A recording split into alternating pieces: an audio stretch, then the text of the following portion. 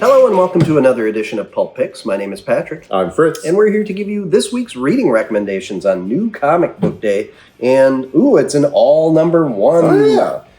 Pulp Picks. How exciting. So let's dive right in with so your pick here. My pick this week is The Dead Man, the newest title, part of DC's whole next level line of books they've been doing coming out of DCKO. We're just hey, people have been really enjoying how much we've been spotlighting some of our maybe kind of lesser known or lesser used characters in recent years. Let's do more of that. So obviously we've had big hits with Lobo, Deathstroke, Batwoman, Firestorm, Barbara Gordon, who by coincidence we actually got a big restock of issue 1 of that this week, which is good because we sold out of issue 1. Indeed. So if you missed out on that, now you can come and grab one. But yeah, so obviously this one is about Dead Man, everyone's favorite former trapeze artist turned ghost/superhero. Yeah. And this not to be confused with Dick Grayson's parents. I will say I actually kind of this is a weird little side tangent quick, but in the Flashpoint universe, Dick Grayson actually becomes that universe's Dead Man. Oh, sure. That's actually that makes sense. Yeah, I kind of like that. Yep. Anyways, so here Boston Brand, he is kind of he has the position of what's more or less called a spectral custodian. His job is to help people get to the afterlife, get their spirits there, kind of help figure out which way they're supposed to go based on how they live their lives. Yep. And he's not he's in a weird position of just he understands the job is important. He does like to help people and to also make sure that people who've done bad things get what's coming to them. Yeah. But it's also kind of just he mentions a couple of points. He's also more or less living in purgatory in terms of this isn't still really much of a life in this afterlife. Yeah. There's this point where he's talking about how there's the town that he's operating out of at the moment. There's this ghost kid there, and that kid is kind of the closest thing he has a friend to there. And yes, he realizes how sad that sounds. Yeah. But so he's doing that, and then he gets pulled away to deal with the incident where someone's about to die, and he'll have to kind of help get their soul where they're supposed to go. And then something happens to that soul, and he's just what is this? And a whole fight happens. There's some weird monster creature that shows up. It's terrifying looking. Yeah, and so he goes to Nanda Parbat to talk with Ramakrishna, the god aspect that is kind of charged him with this duty, and it's just listen, we need to deal with this, because if this keeps happening when I'm not around, all these people aren't going to the balance is going to be off. Yeah. And so, while all that's going on, we've also got the mysterious Mr. M, who is up to all kinds of freaky stuff. As Mr. M will do, apparently. Yeah. No, and who might be more involved with what's going on than might first appear. Sure. But yeah, this is, I don't know, Dead Man's one of those characters where, we were talking about this yesterday, hasn't really shown up a whole lot in, he's had, a miniseries or been a part of a team book like Justice League Dark here or there. But in the last, really as long as I've been reading, hasn't ever been, a super, big prominent character. Yeah. And so to get to see a team like this, because it's the team behind Ice Cream Man and the recent Kryptonite Spectrum book, getting to, just kind of, cut loose and do a fun thing with him here. It really shows. There's a fly here. Yeah. It's just being a real jerk. Yeah. Please don't hit me. I'll try not to. I think it's mad because I killed one. I killed one earlier when I got in, so I think it's mad at me. You got my wife! Well, he'll be dead in 20 minutes anyways. It's fine. But yeah, getting to see it. Getting to see DC bringing the. Maybe it hates you. I swear I showered this morning. Hey, it's well fine. It does.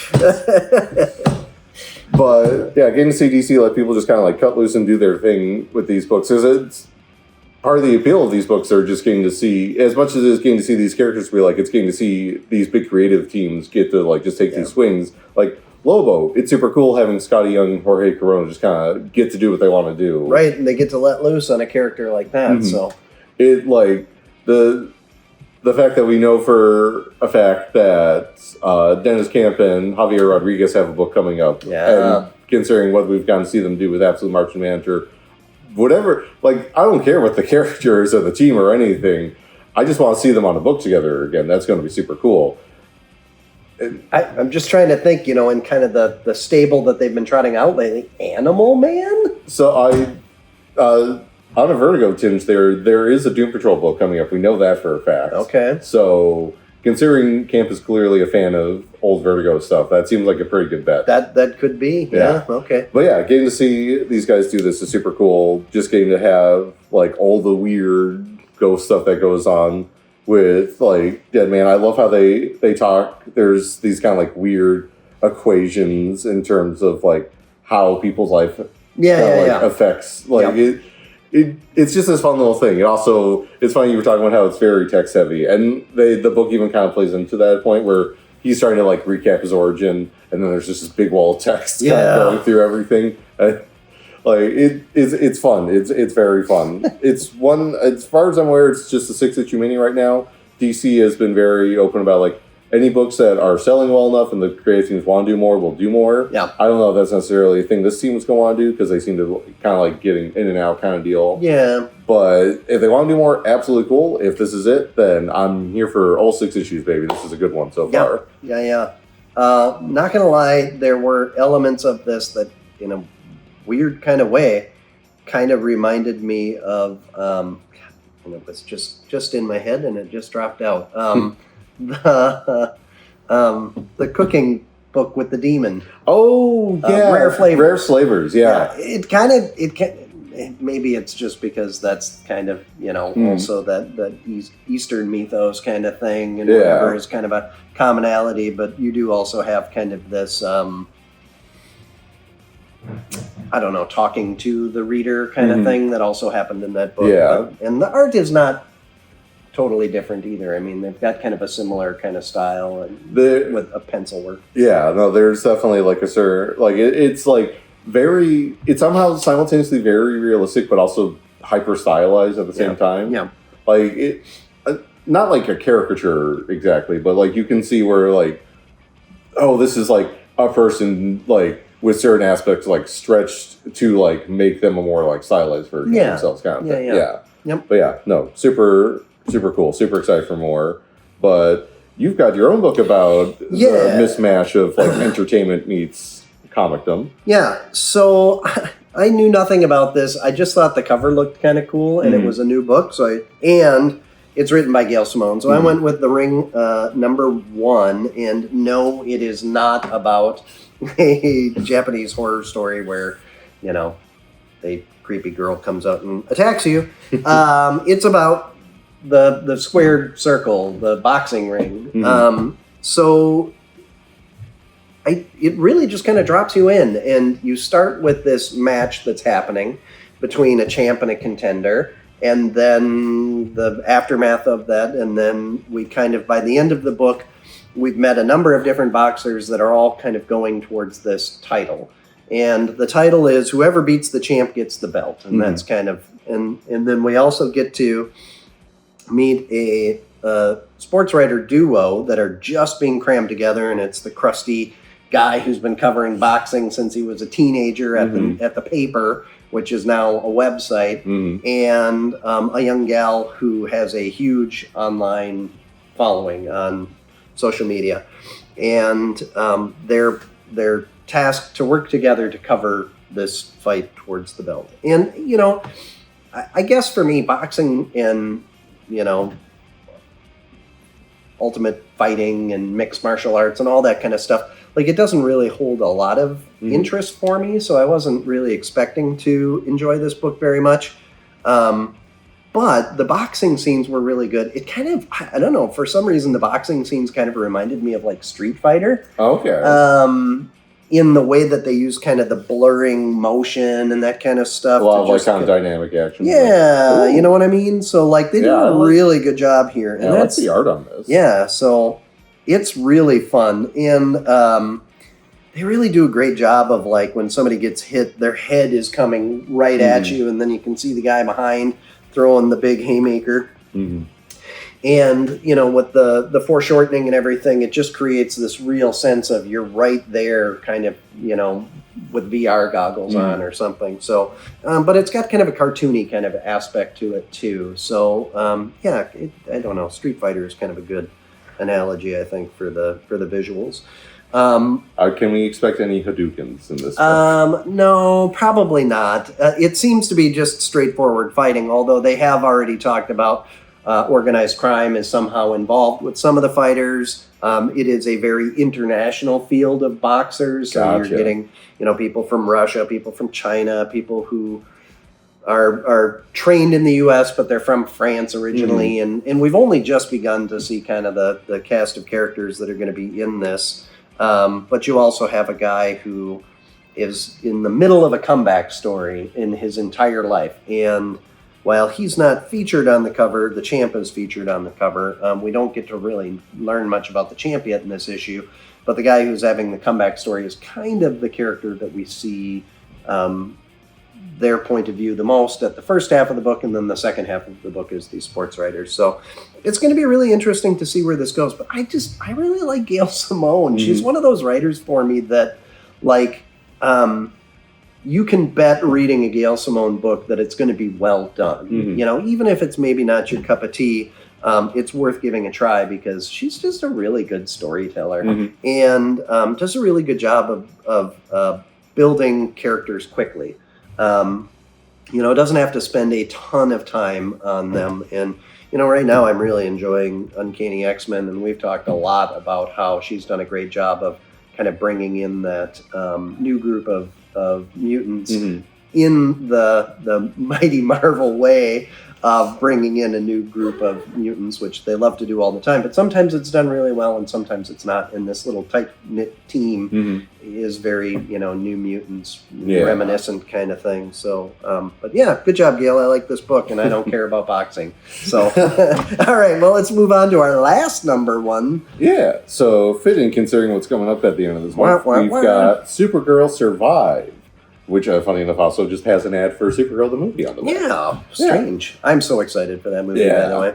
But yeah, so this book it's an Elseworlds book, and basically the whole premise is, what if Kara and Cal escaped in the same rocket? Yeah. And it did not go the way I thought it was going to go. No, yeah, it's interesting because for most of this issue it's basically kind of like a day in the life of Kara Zor-El. Yeah, to the point where I actually just kind of want to read more of that because it does. Krypton is always one of those weird things when it comes to Superman mythos in terms of how it's presented and how much it sometimes it's very much just kind of feels like, oh yeah, we just have to include Krypton because that's part of the whole thing of yeah, he comes from space, he's on Earth now, whatever. yeah. And then there's other times like this where it feels like, even though we don't really get to spend a whole lot of time here, there's just such a sense of place and how these people are and interact with each other in the world around them that just really makes you understand this isn't just a bulletin point on a checklist of Superman origin story. This was a place. This place meant something to people before it blew up. Right. Yeah. And I really like when they are able to actually do that, especially in really not a whole lot of space here. So I really enjoyed the aesthetic too because sometimes I don't know, it feels like DC can get a little stagnant in the Krypton aesthetic, and this one was kind of fun. It was kind of a weird cross between. Well, so first of all, you've got kind of the more like you're talking about a day in the life of it. It had kind of an Archie vibe to it, you know, not in a bad way.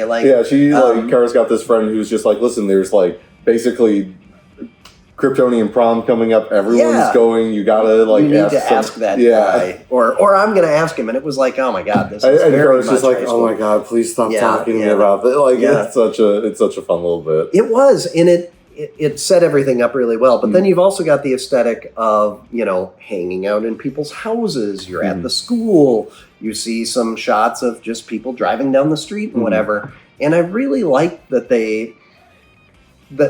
the direction they kind of chose to go with it. It's kind of somewhere between Flash Gordon and Blade Runner, but then the homes are just kind of, they're really minimalist. They're very kind of like mundane in a way where mundane. That's a good way to put I think really a big part of the secret sauce here, not that, so it's written by Ethan S. Parker and Griffin Sheridan, and like their names are familiar, but I'm not super, like I know I've seen them on other stuff, but Rod Rice, the artist, who for me, he's been one of those kind of like very underrated artists at DC Marvel for a while now. Like he's been at Marvel that I can think of, but he's one of those guys where every time he shows up, I'm always happy to see him because he does such a good job here. I think part of what makes it work is because there's been various artistic representations of Krypton and like it's people and like how everything looks and they dress, and his flies are just nemesis. But he here I think is able to like synthesize all those together in a way that they all make sense, because you've got like people with like more Donner-esque looks for like from the movie. You've got people with kind of the more traditional like 60s or some of the more modern designs, and they all just kind of like work together in a way where it feels, instead of it feeling like disparate like versions that people have made over the years, that these are just like different aspects of various Kryptonian cultures. But it doesn't feel disjointed at all. Yeah, he blends it all together really well. So, and then of course we get the typical, spoiler alert, Krypton's ending. Which it looks like is through very different circumstances. In this, without getting too into it. Which I presume there will be definitely some level of fallout there, just in terms of like why that specific version. Yeah. So, and then we get a couple name drops in there as well, and then I don't want to give too much away, but let's just say that the trip to Earth doesn't go quite as planned, as one might expect, especially without getting into spoilers. Like if you've seen some of the solicits for upcoming issues, stuff's going to get weird in this book. Like, I think characters and concepts are going to show up that you probably aren't expecting to. Which is great, because why do an Elseworlds book when you're just rehashing the same old crap? Yeah, like that's always been part of the fun of these things, is like take a swing. Like as much as like teams on books like Dead Man are able to take a swing, they're still like constrained by like this is the DC universe. There's kind of like things have already been established with these characters. An Elseworlds book or like a What If book, like you just do what you want to do. Like that, you can have Superman land in Camelot. You can have Batman be a Green Lantern. You can have Wonder Woman be in Victorian England fighting Jack the Ripper. It's all kinds of like weird nonsense. And that's just fun because you can have Commissioner Gordon be a psycho serial killer. Yeah. Not that that's ever happened. No. But this was one where like I was kind of on my radar, and after reading it, I'm definitely adding it to my pull list. I definitely found this more interesting than the Jor-El is the one who survives. Because that's also one where I feel like we've done that one enough times already, so it's just like I'm not sure how much more ground there is to tread. Whereas this, like, I don't really think we've done this idea that often. So getting to see, especially where it's so much from like Kara's perspective, just in terms of how she interacts with the world. It's kind of Kara's moment right now in DC, right? So let's lean into that. All right. Well, what else did you like this week? It was kind of a medium big-ish week. Yeah. Lots of stuff out there. Almost made it up here. Very close was the new issue of Absolute Green Lantern. I was telling you before, if anyone here is a big fan of 90s, early 2000s era Guy Gardner as the Warrior, you're going to enjoy this issue. Yeah. But also just, there's a big chunk of it's a fight between Joe and Tomar Ray, and just kind of how that resolves itself in terms of like them understanding their limits and their powers in relation to each other is super cool. Sure. Otherwise, Moon Knight was super good this week. Things are not going well for Mark this arc so far. It turns out that he's kind of a hard luck kind of guy. Yeah. But there might be a certain team that people also from the 90s are people going to be super excited to see them show up in the upcoming issues. Oh my God, is it the New Warriors? Tell me it's the New Warriors. No. Oh, damn. No. All right. Speaking of which, we also had kind of a team from the 90s show up in Iron Man, or at least references to. Oh, yeah. Right? Yeah, kind of. So... that's going to be interesting. You got to the last panel, right? Yeah. So that could be interesting there might to see be, where we're going with that. Actually, now thinking about it, there's a lot of elements of that have been popping up in this run now that I think about it. Yeah, a couple characters here and there. Yeah, we may have been laying the Oh! Did we? Have we just missed that all along? Very possibly. We're up to 4? This is, I think, 6 or 7. Oh my gosh. We're going to have to go through the list afterwards. I just did the thing. Oh, man. Oh. Everybody watching this is way too old to care. Alonzo, if you actually are watching one of these, I hope you're proud of us. Yeah. Well, yeah. Well, it was a really good week. Yeah. What else? I feel like there was something else. Batman was also on Batman. Here, which that's what it was. Cool because, hey, Volume 1 is in. Yay! Yeah, obviously, we've very much been enjoying this. A bunch of issues have been up here. So if you haven't gotten a chance to check it out, this collects the first 6 issues, so definitely come and do that. Yeah, and we've also, speaking of Elseworlds, we've got Superman Red Sun in the DC Compact, only $10. Mm-hmm. So that is a great way to go if you want to get caught up on some big... I mean, we sell just a ton of those DC Compact ones. And then, also, Marvel's premiere... Yeah, so like we were talking about, new Supergirl movie coming up, but also new Spider-Man movie coming up. Brand new day, so Marvel for once is actually on the ball and has a collection of a bunch of their brand new day books together in a nice little compact here. Good way to get caught up on who is Mr. Negative, because apparently he's showing up in the movie, right? So that's the funny thing. Like, there's all these things that point to him being in there, but he hasn't been shown off in anything yet. So maybe they're actually doing a good job of hiding the spoilers for once. But. Yeah, maybe. Yeah, but good week. It was a lot of fun. Mm-hmm. So all right. Well, be sure to comment, follow, subscribe, share. I do those in a different order every week, but whatever. Stop on into your local comic shop and check out the books for yourselves. If you're stopping in here, just be careful of the construction that's happening up front. It does not mean we're closed. We're just giving a facelift to the building so that we can be here for decades to come, providing you with all your reading and game goodness. And we'll be back next week with more Pulp Picks because it's what we do. Until then, you enjoy the reading.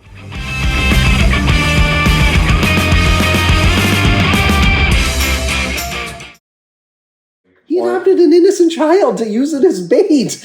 That's literally what he did.